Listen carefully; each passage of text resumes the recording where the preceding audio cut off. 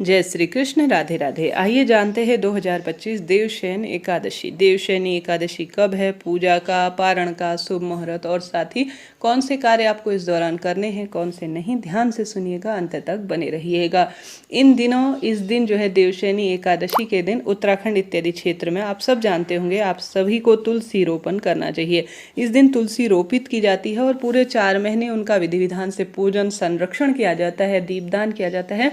और देवउठनी एकादशी के दिन, इसी दिन श्री नारायण जो है उठते हैं, तुलसी विवाह करते हैं इसी तुलसी से, और इसी तुलसी को दान करने का सर्वश्रेष्ठ प्रावधान हमारे शास्त्रों में कहा गया है। तो आप सभी इसी दिन तुलसी रोपित करें और उन्हें 4 महीने के लिए खूब सुंदर पालन पोषित करें और फिर श्री नारायण से इनका ही विवाह कराएं। इसका सुंदर वर्णन शास्त्रों में कहा गया है।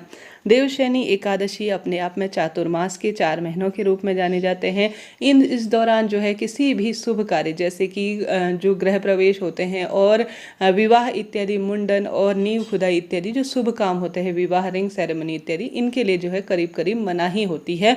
आप सभी चीज़ों को नोट करते हुए चलिएगा। 2025 में कब है देवशयनी एकादशी, आइए जानते हैं।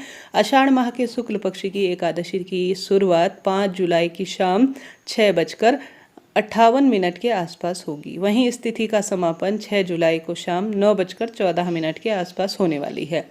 उदया तिथि और व्रत के नियमों का ध्यान रखते हुए इस बार रविवार 6 जुलाई 2025 को देवशयन एकादशी होगी।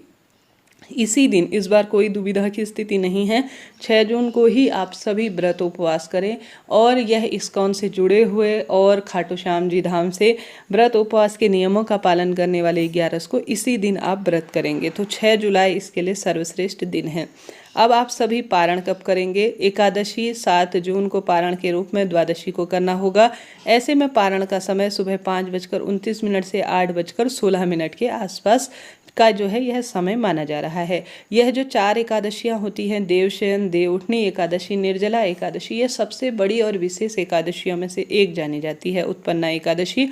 इन 4 एकादशियों का जिसने व्रत कर लिया, समझ लीजिए उन्होंने संपूर्ण एकादशी का महत्व और पूजन पाठन और व्रत उपवास का संपूर्ण फल प्राप्त कर लिया, ऐसा शास्त्रों में वर्णित है। आप सभी को विधि विधान से इस दिन व्रत उपवास करना चाहिए, तुलसी पूजन करना चाहिए और श्री नारायण की विधि विधान से पूजा करनी। इस दिन किया गया मंत्र जाप, भगवान की पूजा और साथ के साथ तुलसी पूजन अन्य दिनों की अपेक्षा सुंदर परिणाम देने वाला होता है। आप सभी इस दिन अपने भाग्य की रेखाओं को प्रबल करने के लिए व्रत उपवास के साथ साथ कोई ना कोई श्रेष्ठ कार्य उपाय जरूर कीजिएगा।